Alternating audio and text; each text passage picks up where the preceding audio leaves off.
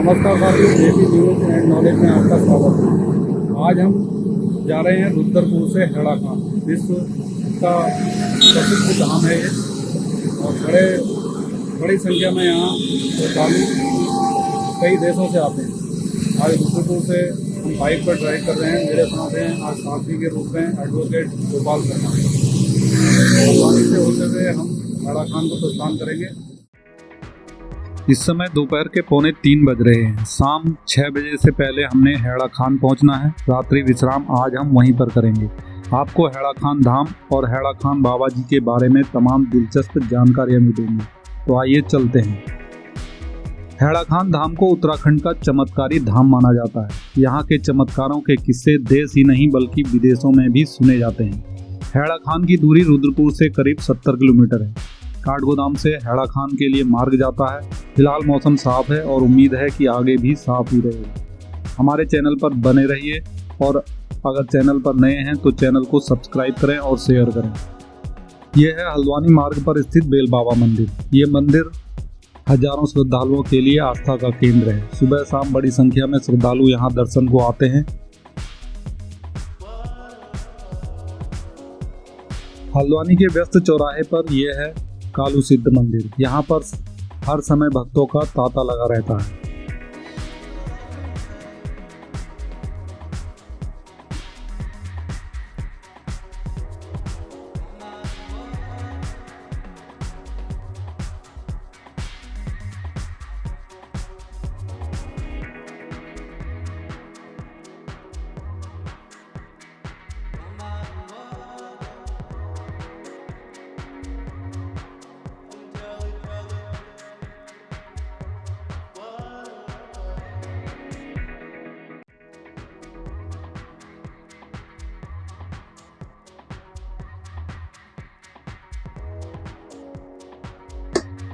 हम पहुंच चुके हैं काठगोदाम। यहीं से दाहिनी तरफ मार्ग जाता है हेड़ा खान धाम के लिए। यहाँ से हेड़ा खान धाम की दूरी 35 किलोमीटर है।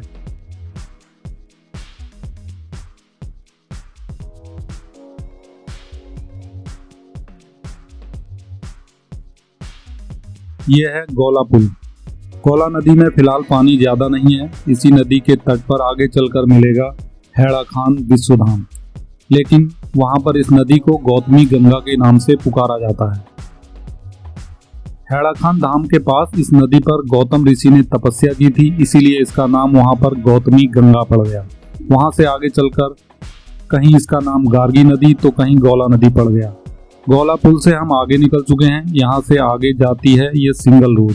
रोड की हालत फिलहाल ठीक है। मार्ग के दोनों तरफ हरियाली है।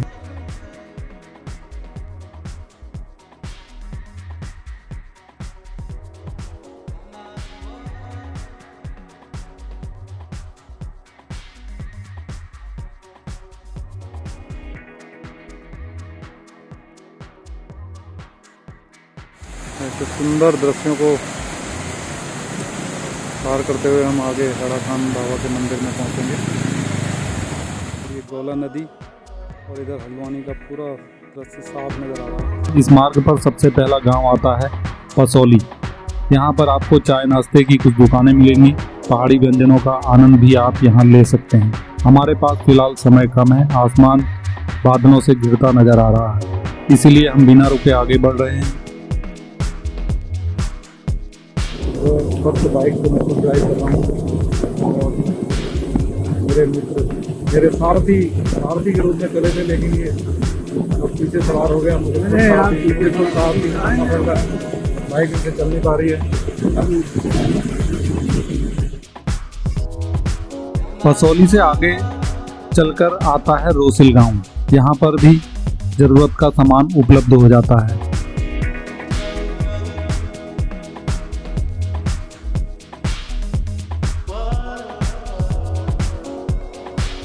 शाम का वक्त है और गांव में ये बच्चे अठेलियां करते नजर आ रहे हैं। शहर होता तो ये बच्चे भी शायद मोबाइल पर आंखें जमाए होते। हालांकि गांव भी अब मोबाइल से अछूते नहीं हैं, फिर भी बच्चे अभी यहाँ खेलना कूदना नहीं भूले। यहाँ से आगे शुरू होता है चीड़ का जंगल। चीड़ को पहाड़ के लिए वरदान कहा जाता है। यह वृक्ष इतना उपयोगी है कि इसकी जड़ से लेकर पत्तियां, फल तक सब कुछ काम आता है। ठंडे इलाके में होने वाले ये पेड़ देखने में तो सुंदर हैं ही, साथ ही मन को भी शीतलता का एहसास कराते हैं।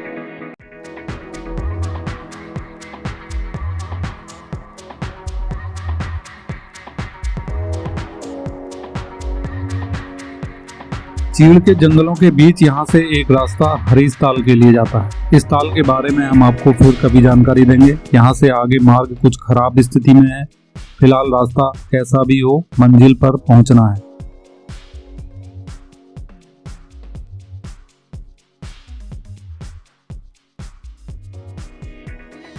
इतनी देर में हम हेड़ा खान गाँव में पहुँचने वाले हैं। रास्ता थोड़ा बीच में खराब था। सड़क की अभी बन रही है, तो बरसात की वजह से थोड़ी सी दिक्कत हो रही है। बस कुछ ही देर में हम पहुंचने वाले हैं हेड़ा खान विश्व महाधाम। यहाँ से बोर्ड लगा हुआ है, यहाँ से एक रास्ता कटता है मेन रोड से।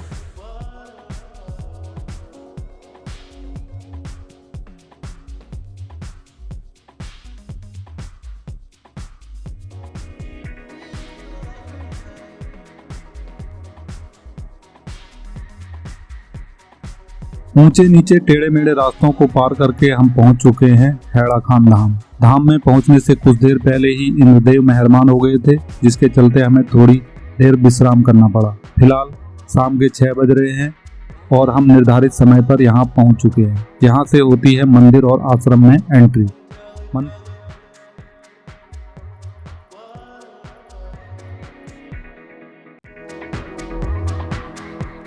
मंदिर का रास्ता आश्रम से होकर गुजरता है, इसीलिए पहले हम रूम में पहुंचेंगे। आश्रम में हमें मिला है ये रूम, इसी में आज की रात हम विश्राम करेंगे। थोड़ा विश्राम करके हम आपको यहाँ के बारे में और भी जानकारियाँ देंगे।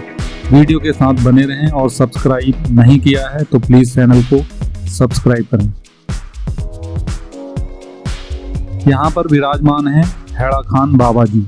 यहाँ पर बाबा जी की समाधि है। इसी के बगल में वो हॉल है जिसमें बाबा जी भक्तों को दर्शन दिया करते थे।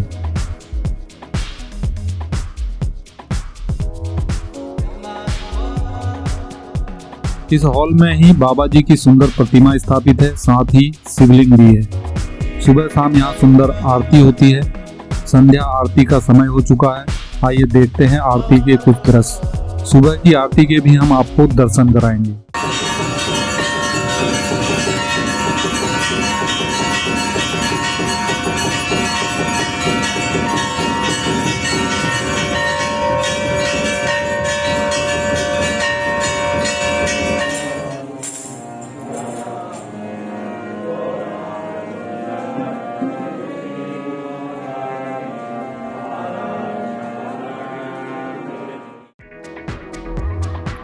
आरती हो चुकी है। अब हम मिलेंगे आश्रम के प्रबंधक राजेश मेहरा जी से। यह है आश्रम का कार्यालय। यहाँ पर एक पुस्तकालय भी है, जहाँ पर बाबा जी के जीवन से जुड़ी तमाम किताबें आपको मिल जाएंगी। कई विदेशी भक्तों ने भी बाबा जी के चमत्कारों और उनके जीवन पर किताबें लिखी हैं, जो यहाँ उपलब्ध हैं।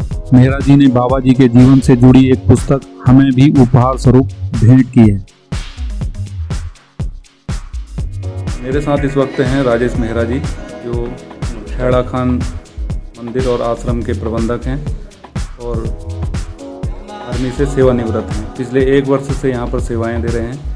हम इनसे जानेंगे यहाँ की व्यवस्थाओं के बारे में। तो मेहरा जी बताइए, यहाँ पर कैसे आप आश्रम से जुड़े, कैसे यहाँ आना हुआ और यहाँ की व्यवस्थाएं क्या क्या हैं, श्रद्धालुओं को क्या क्या सुविधाएँ दी जाती हैं और क्या क्या यहाँ पर चैरिटी चल रही है। भोले बाबा की जय। सबसे पहले तो मैं शुक्रगुजार हूँ अपने चेयरमैन साहब, जनरल सेक्रेटरी और हमारे एडमिनिस्ट्रेटर कर्नल राणा का, जिन्होंने मेरे को इस लायक समझा कि मैं बाबा जी की यहाँ पर सेवा कर सकूँ। और मैं कोशिश करता हूँ कि जो भी यहाँ पर आते हैं, खासतौर पर वही डिवोटी आते हैं जिसको शांति चाहिए, और शांति ऐसी जगहों पर बहुत ज़रूरी है। अगर डिवोटी पूरी आशा से आता है, भाव से आता है, और यहाँ पर एक ऐसी विचित्र जगह है कि उनकी आशाएं पूरी होती हैं। इसके अलावा हम अपने डिवोटीज़ को यहाँ पर एकोमोडेशन और खाने के लिए 2 टाइम का खाना, प्लस यहाँ पर आयुर्वेदिक हॉस्पिटल और एलोपैथिक हॉस्पिटल हमारा चैरिटी में चलता है, तो ये फैसिलिटी मिलती है। चैरिटी में हमारे यहाँ पर से तकरीबन 20 से 25 गाँव को यहाँ पर फ़ायदा होता है। हमारे यहाँ पर डॉक्टर राजेश त्रिपाठी और डेंटल के डॉक्टर मनोज यादव हैं, जो हर सैटरडे और संडे को सेवा देते हैं। उसके अलावा आयुर्वेद के डॉक्टर राजेश त्रिपाठी, जो 24 आवर यहाँ पर रहते हैं, उनको आयुर्वेद का बहुत अच्छा ज्ञान है। तो डिवोटीज खास तौर पर हमारे फॉरेनर्स और बाहर के आने वाले इसका बहुत फ़ायदा उठाते हैं। उसके अलावा पंचकर्मा की भी यहाँ पर सुविधा है। जो लोग यहाँ पर आते हैं तो पंचकर्मा के लिए भी हमारे पास यहाँ पर स्टाफ है। उसके अलावा जब भी आते हैं हमारी कोशिश रहती कि आप मंदिर में आइए, लेकिन हमारी जो संस्कृति है, भारतीय संस्कृति, उसको फॉलो कीजिए। और मेरे भक्तों से अनुरोध है, जब भी आप आते हैं धोती कुर्ता या लेडीज़ के लिए सलवार सूट या साड़ी में आएँ, जो कि हमको एक अच्छा लगे, हमको लगे कि हम अपनी संस्कृति का पालन कर रहे हैं। और जो भविष्य में हमारी पीढ़ी है, जो आज डिजिटल की वजह से मतलब वेस्टर्न की तरफ जा रही है, उनको पता लगे कि हमारी संस्कृति क्या है। यहाँ श्रद्धालुओं के लिए क्या कुछ नियम बनाए गए हैं? यहाँ पर कुछ श्रद्धालुओं के लिए यहाँ पर ये नियम बनाए गए कि जब श्रद्धालु आते हैं तो हम सबसे पहले उनका रजिस्ट्रेशन करते हैं। रजिस्ट्रेशन के साथ साथ उनको हम ये ब्रीफ करते हैं, भाई सुबह 5:30 बजे से चंदन, 6 बजे से आप जाप कर सकते हो या ओम नमः शिवाय का जाप करना है। 6:30 बजे से आरती होती है तो वो आरती में पार्टिसिपेट करते हैं। 6:30 से 7, 7:30 बजे तक आरती होती है। उसके बाद 8 बजे से क्रिया कर्म योग होता है, जो बाबा जी के टाइम से भी चला आ रहा है। लेकिन आजकल हम देखते हैं बहुत सारे भक्त घूमने के बहाने आते हैं तो कर्म योग की तरफ कम ध्यान देते हैं, जबकि हमारे वेस्टर्न जो पीपुल हैं वो 8 बजे से कर्म योग 11:30 बजे तक करते हैं और शाम को 2:30 बजे से लेकर 5 बजे तक कर्म योग पर ध्यान देते हैं। क्या होता है कर्म योग में?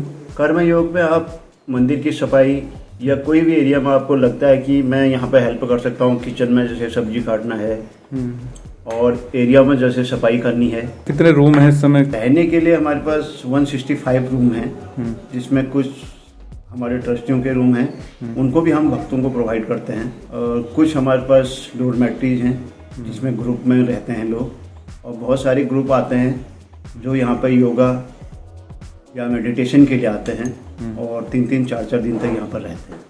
इस समय कितने विदेशी मेहमान कितने होंगे यहाँ पर, कितने श्रद्धालु? अभी मेरे उसमें अभी तो हमारे 4 विदेशी मेहमान हैं जो पिछले 15-20 दिन से यहाँ पर रह रहे हैं। वैसे कहाँ से, कौन से देशों से आते हैं यहाँ पर श्रद्धालु? कितने देशों के होंगे लगभग? वैसे तो 50 कंट्रीज से लोग जुड़े हुए हैं, लेकिन फिलहाल जर्मनी, सर्बिया, लाटविया और न्यूजीलैंड से अभी यहाँ पर लोग हैं। आपने कभी सोचा था सेवानिवृत्ति के बाद यहाँ पर सेवा का मौका मिलेगा? कभी ऐसा? मैंने कभी भी नहीं सोचा था, लेकिन मेरा हमेशा एक ड्रीम था कि मेरे को कहीं ऐसी जगह जॉब मिले जहाँ मैं ट्रांसपेरेंसी से काम कर सकूँ।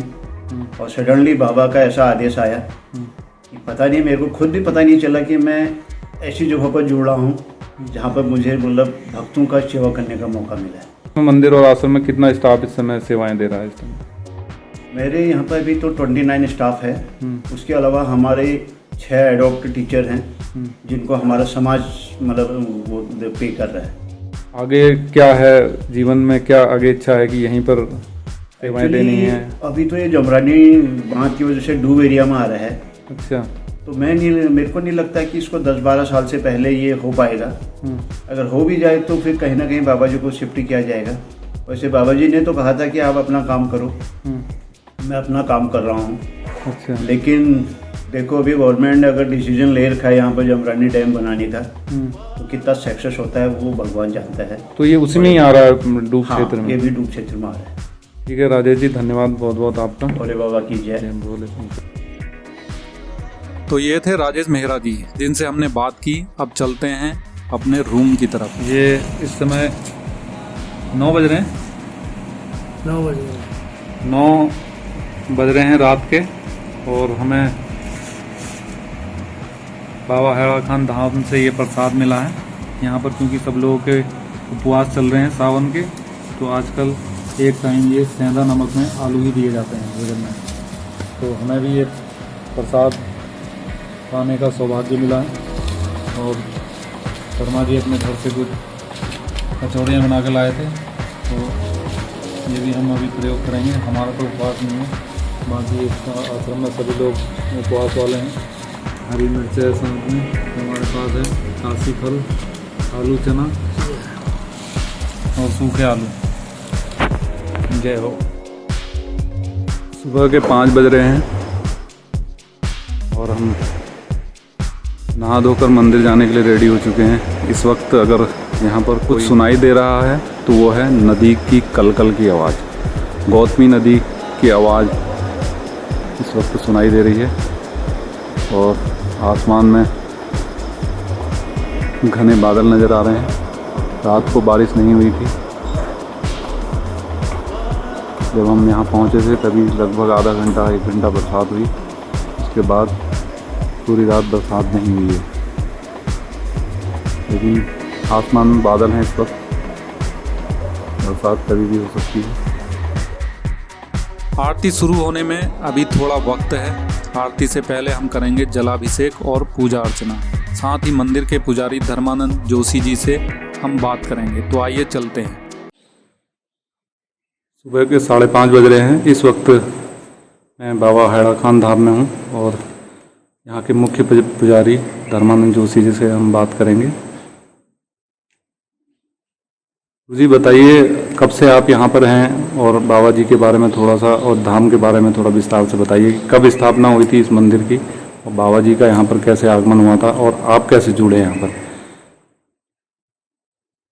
मैं यहाँ पर 1977 में गया जी। 1 मई 1977 में मैं यहाँ पहुँचा, तो उसमें केवल एक मंदिर यहाँ पर ही था। और बाबा जी के बारे में बताते हैं कि इस गांव का नाम जो है हैड़ा खान है इस गांव का नाम। इस गांव के नाम से बाबा जी का नाम हैड़ा खान वाले बाबा पड़ा जी। उनको कई नामों से भक्त लोग बताते थे। उनका नाम मुनीन्द्र महाराज, भोले बाबा और खंडी, प्रभु, महाप्रभु, अनेकों नामों से उनको यहाँ पर भक्त लोग जानते हैं। ये 1800 से 1920 तक रहे बताते हैं। प्राचीन जो पुराने बाबा जी थे, अंदर जो मूर्ति है। और ये जब 1920 में जब अंतर्धान हुई तो कहते हैं कि ये बाबा फिर आऊँगा कह गए और ये दोबारा आए फिर ये बाबा जी। इस रूप में आए बाबा जी? ये रूप में आए। अच्छा। तो इनके बारे में लोग आज बताते हैं कौन थे, कहाँ से आई, ये कोई पता नहीं चला जी। इनके बारे में बहुत से लोगों ने, देशी विदेशी भक्त लोग यहाँ पर आए। बाबा जी कौन थे, कहाँ से आए, इस बारे में कोई नहीं जान सके। आपको कितने वर्ष हो गए यहाँ पर? मैं 1977 में आया था जी। आप कैसे यहाँ पर आगमन कैसे हुआ आपका?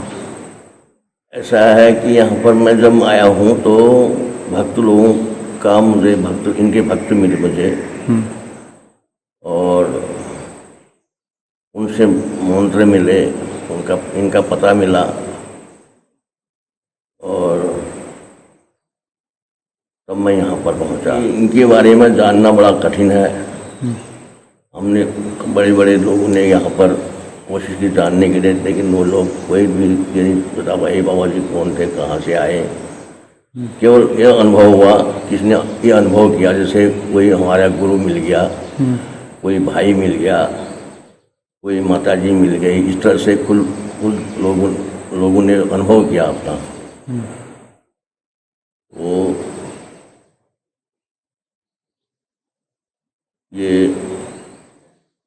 कोई अपने को इनको समझते हैं कि मेरी माता जी हैं, कोई समझता है मेरे गुरु हैं, कोई समझते हैं मेरे भाई हैं। ऐसा ही इस तरह का इनका व्यवहार रहा यहाँ पर। कहते हैं कि अभी भी जीवित हैं बाबा जी किसी न किसी? ये अमर हैं। इनके भक्त शमी कपूर जी थे, वो उनके बारे में बाबा जी बताते थे मेरे 3 जन्मों से भक्त हैं। अच्छा। महात्मा जी कहते थे उनको। हम्म। गवर्नर साहब आए यहाँ पर, शिपेन सिंह गवर्नर हाउस बनाया। यहाँ पर ऐसी शक्ति बताते हैं जैसे ये इस ऐसी जगह दूसरी जगह कोई संसार में ऐसी है ही नहीं, बताते हैं। आपके जीवन में कोई ऐसा बाबा जी का चमत्कार जो आपने देखा हो, जो अनुभव किया हो खुद? मैंने तो मतलब यही अनुभव किया कि मुझे मेरे भाई मुझे मिल गए हैं। मैं इस परिस्थिति में यहाँ पर पहुँचा कि इस संसार में मेरा कोई नहीं है। मुझे यहाँ पर आने से ऐसा लगा कि मेरे मतलब ये भाई मिल गए हैं। कितने आश्रम है इस समय देश विदेश में बाबा जी के? देश विदेश में कई आश्रम हैं। 3 तो इटली में ही है। अच्छा। अमेरिका में है। मतलब 82 देशों के लोग यहाँ आते हैं। और वो कहते हैं कि हमारे देश में सब कुछ है कहते हैं, और लेकिन शांति नहीं है ना। शांति के लिए यहाँ आते हैं? शांति के लिए यहाँ आते हैं। तो अपना परिवार भी यहीं रहता है या परिवार? मैंने शादी नहीं की। अच्छा। मैं यहाँ आया तो बाबा जी ने मुझसे पूछा भी, शादी करना चाहता था है। मैंने मना कर दिया, जबकि मैं शादी करना चाहता था। अच्छा। लेकिन यहाँ मेरे मुंह से ऐसा निकल गया नहीं। कितनी उम्र रही होगी उस समय? मेरी तो मेरी 72वां चल रही है। अच्छा। हाँ, मेरा 22। तो अब क्या इच्छा रहती है पूरा जीवन यहीं समर्पित करना? हाँ, यहीं बस उनके शरणों में ही है। सेवा करते करते यहीं उनके शरणों में ही अपना जीवन बीता है। हमने ऐसा नहीं सोचा था बाबा जी चले जाएंगे करके। 14 फरवरी 1984 में बाबा जी चले गए, समाधि होगी। तो कुछ लोग बताते थे बाबा जी फिर आएंगे। यहाँ पर जैसे जो लोग वही लोग आ पाते हैं जिनके पुण्य उदय होते हैं, हो गए हैं, पाप अष्ट हो गए हैं, जिनका समय अच्छा आ रहा है, वो लोग यहाँ पर आते हैं। और जिनको बाबा जी बुलाते हैं वही आते हैं यहाँ पर। यहाँ पर बाबा जी बैठते थे, यहाँ पर दर्शन देते थे इस जगह? हाँ, यहाँ पर बाबा जी हरिया खंडी हरिया खंडी हरिया खंडी बोल ईश्वर से जान बोल, जहाँ बैठा जहाँ हमारा कीर्तन होता था, यहाँ बैठते थे, आते थे, लोग लाइन लगा के प्रणाम करते थे। तो यहाँ पर जो भी जिस इच्छा से आते हैं, जो भी जिस सबकी यहाँ पर परेशानियाँ दूर होती हैं। कोई भी आता है यहाँ पर अपनी परेशानी को बाबा जी से कहते हैं, तो उनकी मतलब अभी भी मतलब जो है उनकी उसी तरह से जिस तरह से बाबा उस समय हुई थी अभी भी वो सही है। ये उनने बताया कि ओम नमः शिवाय से बढ़कर कोई बड़ा मंत्र नहीं है। बाबा जी ने सब कर्मयोग सबसे बड़ा बताया। ओम नमः शिवाय जपते रहें और अपना कर्म करते रहें। सत्य श्रद्धा प्रेम, यहाँ पर उन्हीं लोगों को जगह मिलती है जो लोग सत्य श्रद्धा प्रेम पर चलते हैं। ये थे हमारे साथ मंदिर के मुख्य पुजारी जोशी जी, जो 1977 से यहाँ पर सेवा कर रहे हैं मंदिर में। और पुजारी जी ने हमें बताया कि बाबा जी जिन्हें यहाँ बुलाते हैं वही यहाँ पर पहुँच पाते हैं। आरती शुरू होने वाली है। आरती से पहले सभी भक्तों के माथे पर लगाया जाता है चंदन का लेप। इसकी परंपरा बाबा जी के समय से ही चली आ रही है। अब आपको ले चलते हैं आरती की तरफ। जय हो भोलेनाथ की।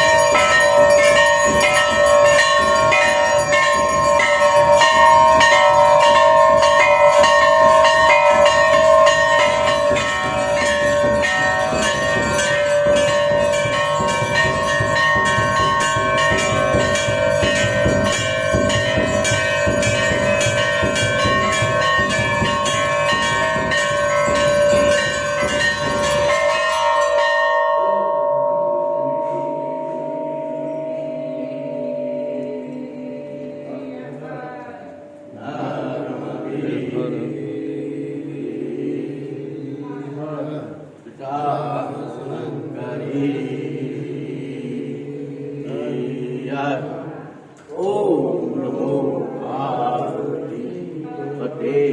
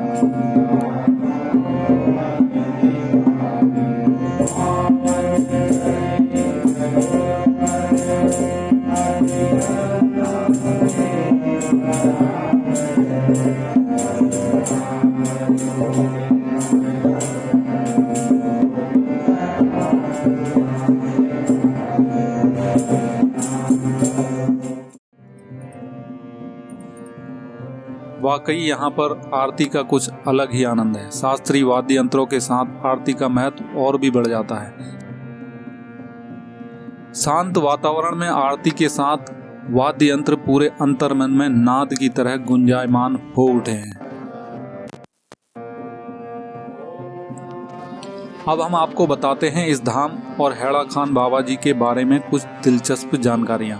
हैड़ा खान मंदिर भगवान शिव और बाबा हैड़ा खान जी को समर्पित है। यहाँ हैड़ा खान बाबा के भक्तों के द्वारा उनके चमत्कार के अनेक किस्से सुने जा सकते हैं। इस मंदिर की मान्यता देश में ही नहीं बल्कि दुनिया के कई देशों में है। नदी के उस पार जो मंदिर आपको दिखाई दे रहा है, यहीं पर बाबा जी एक गुफा में अचानक प्रकट हुए थे।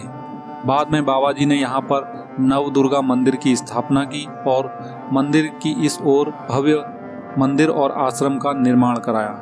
हैड़ा खान बाबा जी ने कई वर्षों तक इस स्थान पर ध्यान और तप किया था। उनके शरीर छोड़ने के बाद मंदिर में बाबा जी की मूर्ति के रूप में पूजा की जाती है। बाबा जी के असंख्य भक्त उन्हें भगवान शिव का अवतार मानते हैं। यही वजह है कि यहाँ पर करीब 80 देशों के श्रद्धालु दर्शन के लिए आ चुके हैं। ये वो धुनी है जहाँ पर बाबा जी ध्यान में लीन रहते थे। इस धुनी के समक्ष आज भी देशी विदेशी श्रद्धालु ध्यान की गहराइयों का अनुभव करते हैं। ये धुनी हमेशा प्रज्वलित रहती है। मंदिर से यहाँ पहुँचने के लिए 108 सीढ़ियाँ नीचे उतरना पड़ता है।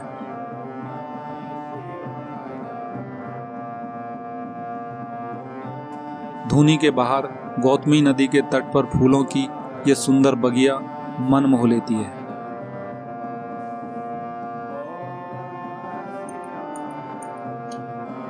हैड़ा खान बाबा जी ने इस धाम में रहकर श्रद्धालुओं को सत्य, सरलता और प्रेम का संदेश दिया था। साथ ही उन्होंने ओम नमः शिवाय महामंत्र का जाप करने की भी सीख दी। मंदिर में नियमित रूप से आज भी इस महामंत्र का जाप किया जाता है।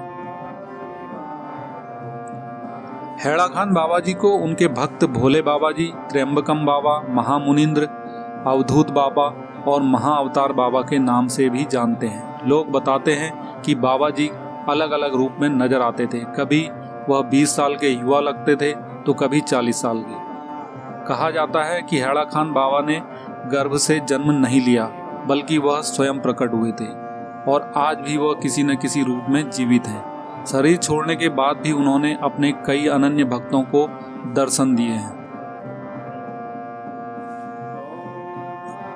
इस धाम को चमत्कारी धाम यूं ही नहीं कहा जाता। बाबा जी के चमत्कारों के बारे में कहा जाता है कि एक बार एक भक्त ने बाबा जी से हरिद्वार कुंभ में स्नान करने की इच्छा जताई, जिस पर बाबा उन्हें अपनी गुफा के अंदर ले गए और कहा, आओ हरिद्वार कुंभ में स्नान करते हैं। बाबा जी ने भक्त को पूरे विश्वास से आंखें बंद करने को कहा। कुछ देर में भक्त ने खुद को बाबा जी के साथ हरिद्वार हर की पौड़ी पर पाया। भक्तों का मानना है कि बाबा जी को कई बार हिमालय पर्वत श्रृंखला के ऊपर उड़ते हुए देखा गया था। सबसे पहली बार हिमालय पर्वत श्रृंखला में उन्हें 1970 में गुफा के अंदर ध्यान लगाए देखा गया। 45 दिनों तक बाबा जी ध्यान में तल्लीन रहे। कहा जाता है कि बाबा जी की शरण में आए कई लोग फर्श से अर्श तक पहुंच गए। उनके लोक कल्याण के चमत्कारों और योग साधना से प्रभावित बड़ी संख्या में विदेशी युवक युवतियां बाबा के धाम में नए जीवन की शुरुआत करने के लिए पहुंचते हैं। यहाँ पर विदेशी जोड़ों का विधि विधान से नामकरण संस्कार भी होता है। कई विदेशी जोड़े यहाँ पर परिणय सूत्र में बंध चुके हैं। बॉलीवुड के स्टार रह चुके शम्मी कपूर ने भी 1982 में अपने पुत्र निक्की कपूर का विवाह इसी धाम में कराया था। इसी दौरान राज कपूर से लेकर कपूर का पूरा परिवार कई दिनों तक हैड़ा खान में रहा। देश विदेश के भक्तों का हैड़ा खान बाबा जी से आशीर्वाद लेने का क्रम आज भी निरंतर चल रहा है। अपनी इस यात्रा को हम यहीं पर समाप्त करते हैं। बाबा जी के बारे में बताने को और भी बहुत कुछ है। हैड़ा खान बाबा जी की कई ऐसी लीलाएं हैं जिनका वर्णन किया जाए तो ऐसे सैकड़ों वीडियो भी कम पड़ सकते हैं, लेकिन वीडियो पहले ही लंबा हो चुका है, इसीलिए फिलहाल यहीं पर इजाज़त लेता हूँ। वाकई आप शांति का अगर अनुभव करना चाहते हैं तो एक बार हैड़ा खान जरूर आएं। चैनल पर नए हैं तो प्लीज़ सब्सक्राइब करें। उत्तराखंड की ऐसी ही ऐतिहासिक धरोहरों के बारे में हम आगे भी आपको जानकारी देंगे। तब तक के लिए नमस्कार। जय भोले बाबा की।